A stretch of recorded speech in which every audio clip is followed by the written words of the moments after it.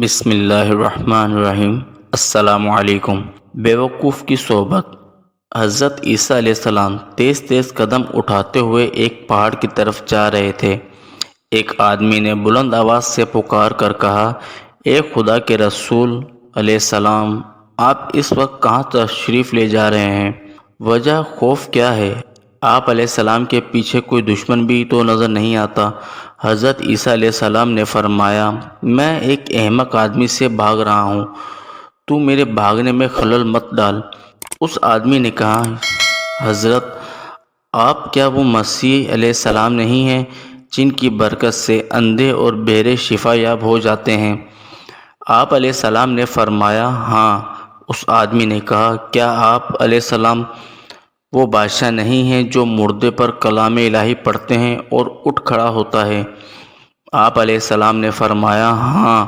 اس آدمی نے کہا، کیا آپ علیہ السلام وہی نہیں ہیں کہ مٹی کے پرندے بنا کر ان پر دم کریں تو اسی وقت ہوا میں اڑنے لگتے ہیں؟ آپ علیہ السلام نے فرمایا، بے شک میں وہی ہوں۔ پھر اس شخص نے حیرانی سے پوچھا، اللہ تعالیٰ نے آپ علیہ السلام کو اس قدر قوت رکھی ہے تو پھر آپ علیہ السلام کو کس کا خوف ہے؟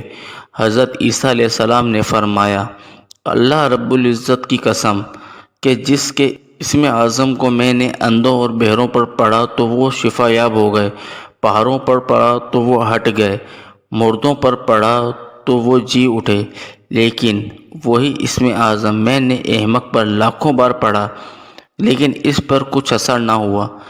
اس شخص نے پوچھا، حضرت علیہ السلام یہ کیا ہے کہ اسم اعظم اندھوں، بہروں اور مردوں پر تو اثر کرا لیکن احمق پر کوئی اثر نہیں کرتا، حالانکہ احمق بھی ایک مرض ہے؟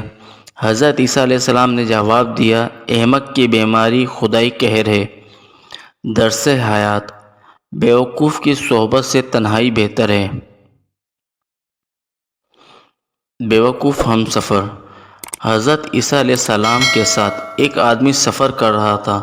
اس نے سوچا کہ اس موقع سے فائدہ اٹھانا چاہیے، پیغمبر خدا سے ایسا علم سیکھ لینا چاہیے جس سے پتھر سونا بن جائے اور مردہ زندہ ہو جائے۔ اس بیوقوف نے کہا کہ حضرت علیہ السلام مجھے کوئی ایسا نسخہ دے دیں جس سے میری دنیا سنور جائے اور میں پڑھ کر پھونک ماروں تو مردہ زندہ ہو جائے۔ حضرت عیسیٰ علیہ السلام نے اس کی لب کشائی پر بڑے حیران ہوئے اور اس بیمار اور مردہ شخص کو اپنا غم نہیں کہ میری رفاقت سے اپنا مردہ دل کا علاج کر لے، مگر یہ تو ایک دن میں ہی تاج و تخت کا مالک بننا چاہتا ہے۔ حضرت عیسیٰ علیہ السلام نے فرمایا، چپ رہے، یہ تیرا کام نہیں۔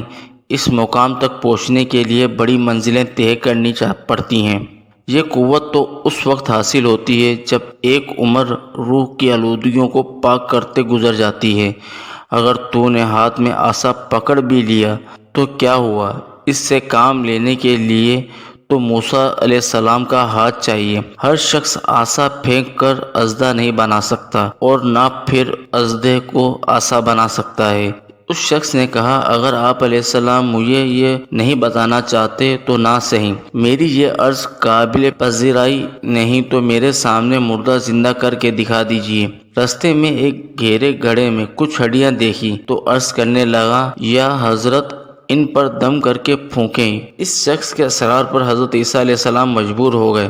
انہوں نے ہڈیوں پر نام خدا پڑھ کر پھونک ماری۔ یہ ہڈیاں دیکھتے ہی دیکھتے ایک خوفناک سیاہ شیر کی صورت اختیار کر گئیں۔ شیر چھلانگ لگا کر گڑھے سے نکلا اور اس شخص پر حملہ آور ہوا اور اسے فوراً ہلاک کر ڈالا۔ حضرت عیسیٰ علیہ السلام نے شیر سے دریافت کیا کہ اس نے ایسا کیوں کیا؟ شیر نے عرض کیا، حضرت علیہ السلام وہ آپ کے لیے تکلیف کا باعث بن رہا تھا۔ حضرت عیسیٰ علیہ السلام نے اس سے پوچھا کہ تو نے اس کا خون کیوں نہیں پیا؟ اس نے کہا، ایک تو یہ آپ علیہ السلام کا بے ادب اور گستاخ تھا، دوسرا اب اس دنیا آب گل کا رزق میری قسمت میں نہ تھا۔ درس حیات۔ بیوقوف لوگ اپنے اسرار اور ناشائستہ حرکات سے پریشانی کو دعوت دیتے ہیں۔ انبیاء کرام علیہم اجمعین کے بے ادب کو جانور بھی برداشت نہیں کرتے۔ جزاک اللہ تعالی خیرا۔